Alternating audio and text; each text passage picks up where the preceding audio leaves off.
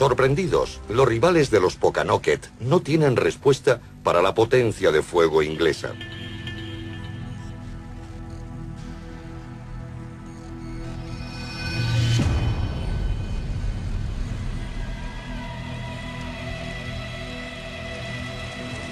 El éxito del ataque es una oportunidad para los insólitos aliados de encontrar intereses comunes. Hemos encontrado a los indios muy leales a nuestra alianza de paz. Son gente sin religión ni conocimiento alguno de Dios, pero muy leales, sin recelos, ingeniosos y honestos. Peregrinos y Pokanoket sellan su amistad con una comida. Con el tiempo, se convertirá en una celebración que todo norteamericano reconoce: el Día de Acción de Gracias. Una de las ideas fundacionales de Norteamérica fue un lugar donde hacer negocios, expandir horizontes, un lugar donde vivir una vida propia y practicar tu religión. Ese fue el concepto básico que trajo a las gentes a estas costas para colonizar.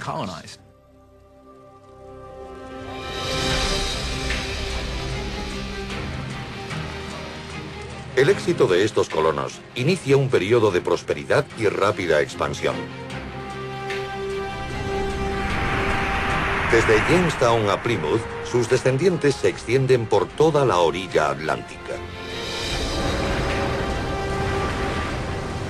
Decenas de miles de europeos le siguen en busca de una vida mejor.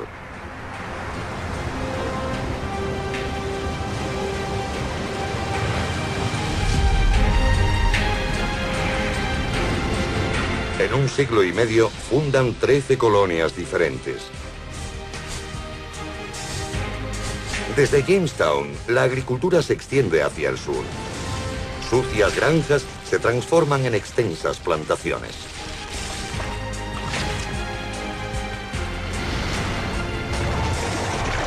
Irlandeses, alemanes y suecos amplían las fronteras. Los holandeses traen el comercio a una pequeña isla en la desembocadura del río Hudson. Llamada primero Nueva Ámsterdam, pronto cambió su nombre por el de Nueva York. En pocas generaciones, los colonos son una media de 5 centímetros más altos que sus homólogos ingleses. Los niños tienen el doble de probabilidades de llegar a la edad adulta. Son un 20% más ricos y solo pagan una cuarta parte de impuestos. Muchos se siguen considerando sujetos británicos, pero empiezan a notarse las tensiones. En ningún lugar más que en Boston. 9 de mayo de 1768. 7 generaciones tras la primera cosecha de tabaco de Rolfe, el gobierno inglés aumenta los impuestos.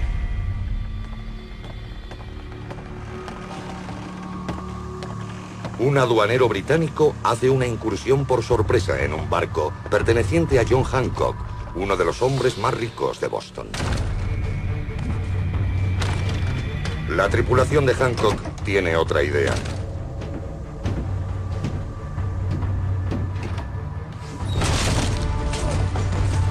Transporta 100 barriles de vino importado y no quiere pagar impuestos. Hancock se opone a las tasas injustas impuestas por un rey a casi 5.000 kilómetros de distancia.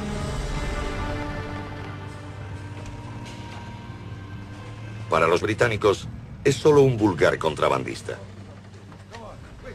Los ingleses requisan el barco de Hancock, provocando disturbios que se extienden por todo Boston. No queremos pagar impuestos a un rey, a un parlamento en el que no tenemos voz ni ningún tipo de representación.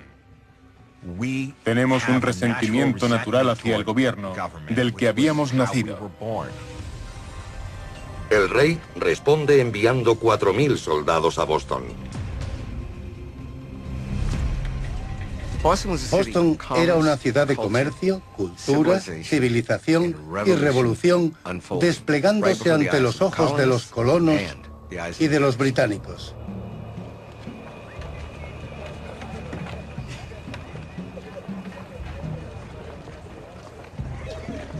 En octubre de 1768, los soldados británicos actúan drásticamente en Boston. Es un puerto crucial para el Imperio Británico.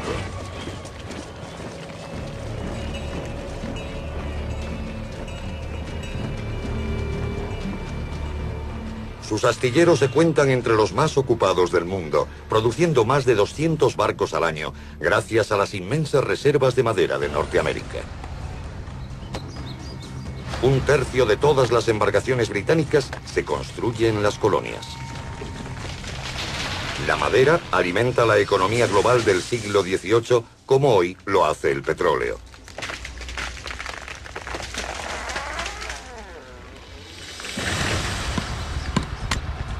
En Nueva Inglaterra, unas marcas identifican los árboles más altos y fuertes seleccionados por la corona británica para los mástiles de los barcos ingleses.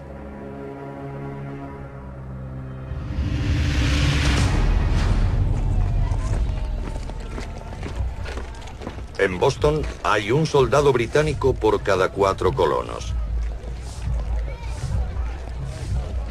Es una ciudad ocupada. Un relevante hombre de negocios, el orfebre Paul Revere, observa cómo las tropas toman el control. Formaron y marcharon en un desfile insolente, batiendo tambores, tocando pífanos y ondeando banderas. Cada soldado había recibido 16 cartuchos de pólvora y balas. Es una figura de clase media que ha prosperado gracias a su esfuerzo y talento. Representa lo que hemos creado solos, con la escasa ayuda de nuestros primos, al otro lado del Atlántico. Cuando estalle la revolución, Revere estará en el centro.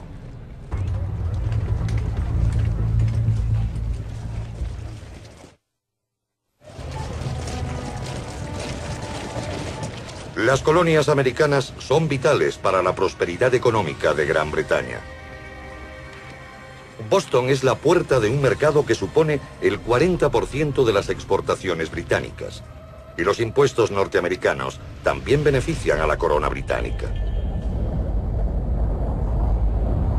La flota pesquera de Norteamérica envía miles de toneladas de bacalao salado. Y regresa con azúcar y melaza para hacer ron. Los británicos graban ambas.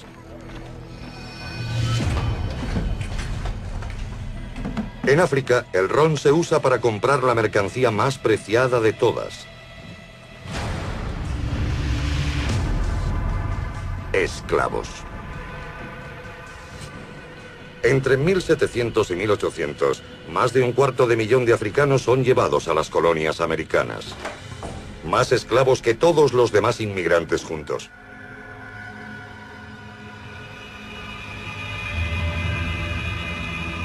La mayoría de los esclavos terminan en grandes plantaciones en el sur, pero también son necesarios para la economía del norte. El 10% de la población de Boston es negra. Boston es un hervidero y la tensión aumenta. A nadie le gustan los invasores en su tierra.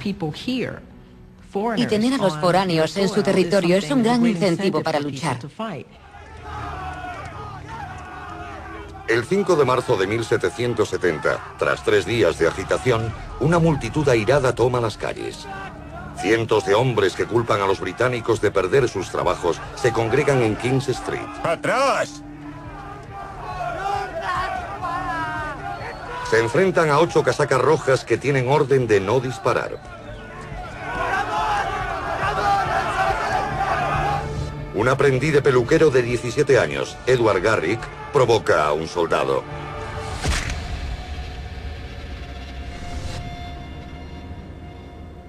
Así es como empieza la guerra.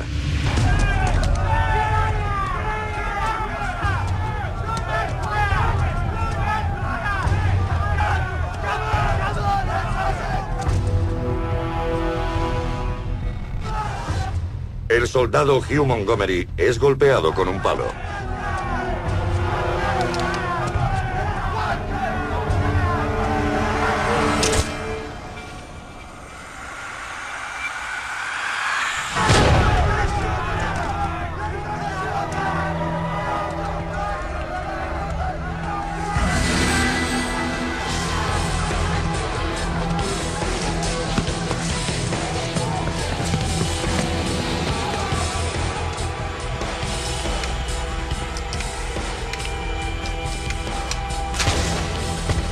Un negro, Crispus Attucks, muere en el acto.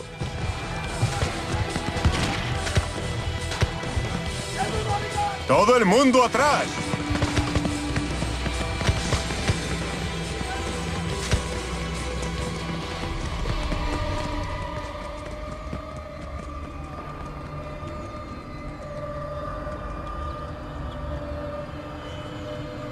Cuando el humo se desvanece, hay 4 muertos más. ¡Atrás! Los radicales políticos de Boston aprovechan el momento. El orfebre y grabador Paul Revere convierte la matanza en propaganda antibritánica.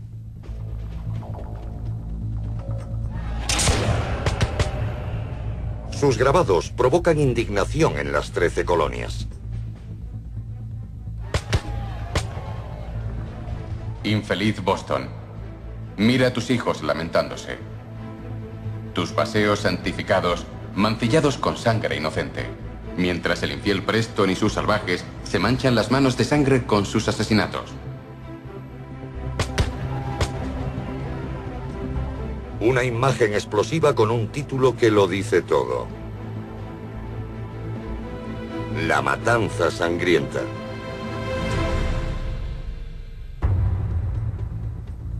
Está el viejo dicho, dame una imagen y te daré una guerra.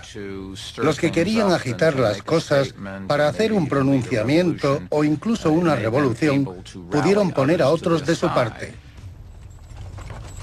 La noticia vuela. Boston tiene un periódico semanal y los colonos son ávidos lectores.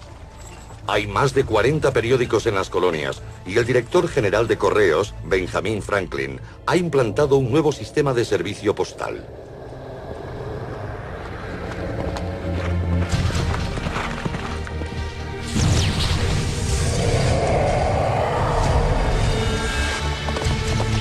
Los jinetes nocturnos acortan el tiempo de entrega a la mitad. La red de comunicaciones que conecta las colonias es una de las mejores del mundo. Antes de que la noticia llegue a Inglaterra, la mayor parte de Norteamérica ya conoce la matanza de Boston.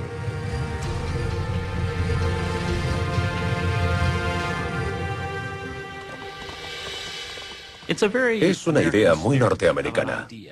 La idea de que todos deben tener acceso a la información es una idea pionera. Todos deben saber lo que ocurre en el mundo. La matanza no es la única noticia explosiva que parte de Boston. En diciembre de 1773, la Gaceta de Boston publica otra historia que encenderá la llama de la rebelión. Gran Bretaña ha revocado todos los impuestos, excepto el del té.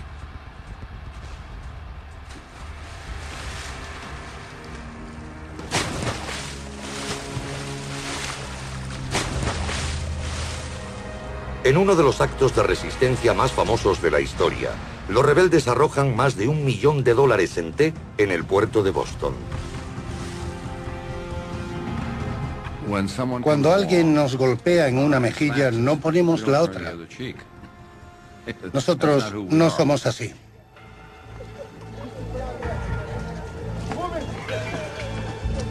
Los británicos responden cerrando el puerto de Boston, uno de los puertos más ricos y concurridos de Norteamérica.